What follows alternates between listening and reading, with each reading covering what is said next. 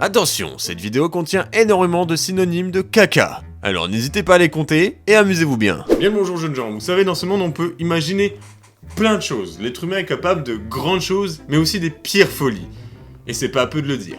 Il y a un fléau en 2019 qui a touché certaines villes de France, comme par exemple Alençon, Damigny, Fier et Fresnay-sur-Sarthe. Des habitants de ces villes ont effectivement trouvé des choses étranges, comme par exemple devant leur porte une boîte remplie d'excréments humains.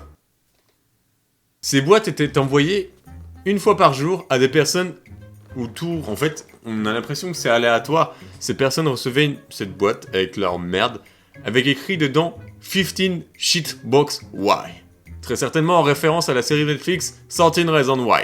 Ben, qui est un habitant de Damigny, il a 24 ans et il fait partie d'une de ces personnes qui a reçu des shitbox. Il portait le numéro 4. Je suis parti de mon domicile à midi pour acheter du pain. Je suis revenu à midi 15 et je découvre ma boîte noire devant le portail. J'ai dû louper la personne de peu, peut-être même qu'elle me regardait. Depuis, menant son enquête via Twitter et Instagram, il a réussi à grouper un groupe de personnes grâce au hashtag Shitbox. Par la suite, un groupe Messenger a été créé avec nos protagonistes et aucun d'eux ne se connaissent ni d'Eve ni d'Adam. Et ils ont commencé à se questionner sur la question de qui est leur mystérieux facteur. Bien entendu, quelle est la volonté de ce facteur? Leur nuire? Leur faire une mauvaise blague d'Halloween?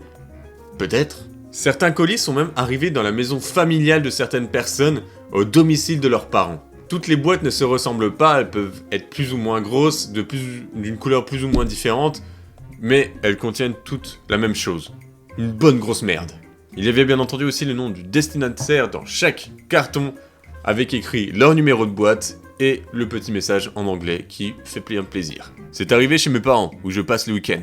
J'ai retrouvé ma boîte mardi dans la soirée sur le muret à côté de mon portail. Juste en face de la fenêtre où j'ai passé tout mon après-midi avec des amis.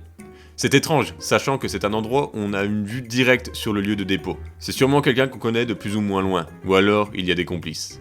Je connais Ben, il lâchera pas. Il trouvera le chieur masqué. Hashtag shitbox. Je pense que la personne coupable de ça s'est fait un trip pour faire un peu de bruit. Je vois ça comme ça. J'ai trouvé la boîte sur ma boîte aux lettres samedi dans la matinée. Au domicile de mon copain et de moi. Étrange, vu que je viens de déménager, donc personne à part mes amis proches ne connaissent mon adresse. La question c'est comment cet homme peut-il connaître l'adresse de toutes ces personnes?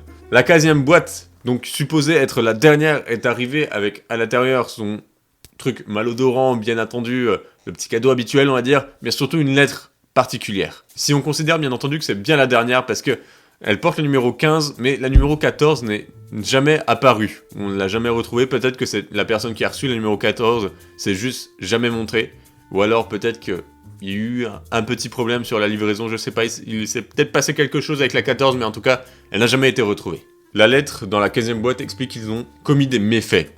Il y a même écrit « Vous avez fait de la merde ». Ouais, jeu de mots plutôt intéressant. Cette lettre leur donne rendez-vous devant la poste d'Alençon, qui sert notamment aux déjections pour les chiens. Ce serait donc peut-être un acte de vengeance. Tout est possible, mais je trouve cela malsain et irrespectueux. Mais j'ai beau réfléchir, je ne sais pas. Sur le lieu de rendez-vous, personne. Mais dans un buisson juste à côté, une enveloppe est cachée, protégée même, par un sac congélation. Fait bizarre, celle-ci a déjà été ouverte, mais elle est intacte. À l'intérieur de cette lettre, il y a 15 lettres qui ont été découpées une par une, et les détectives en herbe, qui sont nos chers receveurs de boîtes de merde, ont dû remettre les lettres dans l'ordre pour trouver, voire même découvrir une phrase où c'était écrit « Joyeux Halloween ». Fin du mystère? Non, parce que ces jeunes gens ne savent toujours pas ce qui les lie les uns avec les autres, et pourquoi ils ont reçu ces colis de merde. Et dans cette lettre, il y avait un dernier mot. Sachez que les murs ont des oreilles, et que vos secrets ne sont pas si bien gardés. Je vous emmerde cordialement. À l'année prochaine, qui sait. Signé, le chieur masqué. Ben a même proposé de rencontrer la personne, le chieur masqué. Il lui a tout simplement dit « Je l'invite ce soir à me rejoindre au parc ». Il a même déposé une main courante pour que des gens essayent de faire passer l'information un maximum et que le chieur masqué soit au courant. Mais on ne l'a jamais revu. Ben a fini par dire qu'il y avait des choses incohérentes et qu'il finirait peut-être par devenir un détective. Plutôt intéressant comme carrière par la suite. Comment es-tu devenu détective ?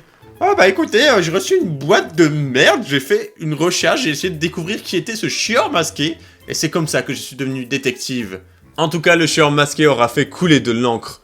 Et peut-être qu'un jour on aura la réponse, ou peut-être finalement ce chieur masqué ne sera jamais retrouvé.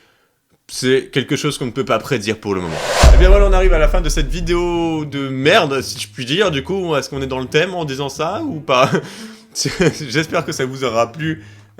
Oui, en fait, cette histoire se passe bien en France, totalement en France, hein. On est bien d'accord, il n'y a que des Français pour faire des... Non, en vrai, il y a aussi les Américains qui seraient capables de faire ça. Je sais pas qui a rattrapé l'autre, là. On a l'effort là-dessus. Je dis on de manière générale, mais c'est vrai que les Français font de plus en plus des trucs que les Américains font. Ouais, on part pas dans le bon sens, hein, je vous le dis. Sur ce, je vous dis portez-vous bien, bisous sur Petite Miche, bien moelleux.